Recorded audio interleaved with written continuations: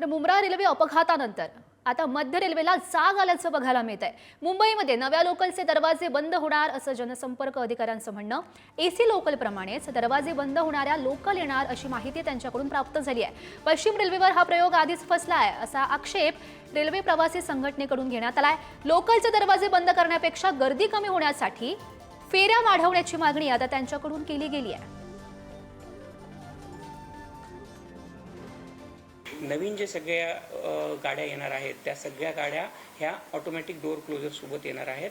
त्याच्यामध्ये ऑलरेडी ज्या 238 AC local Mumbai सबअर्बनसाठी घेतल्या जाणार आहेत त्या गाड्या ज्या आहेत त्या ऑटोमॅटिक डोअर फिटमेंटनी येणार आहेत। ज्या एक्झिस्टिंग लोकल आहेत त्या लोकलना आपण हे करतो आहोत, रेट्रो फिटमेंटच्या माध्यमातून दरवाजे बंद करण्याचा जी सिस्टम आहे ती लावण्याचा आपण प्रयत्न करणार आहोत। असा डिसिजन आता घेण्यात आलेला आहे।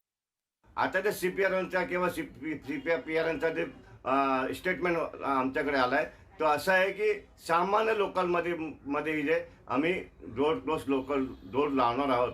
खरं म्हणजे हा पहिला प्रयोग वेस्टर्न रेल्वेने केला आहे आणि तो निष्फळ झालेला आहे।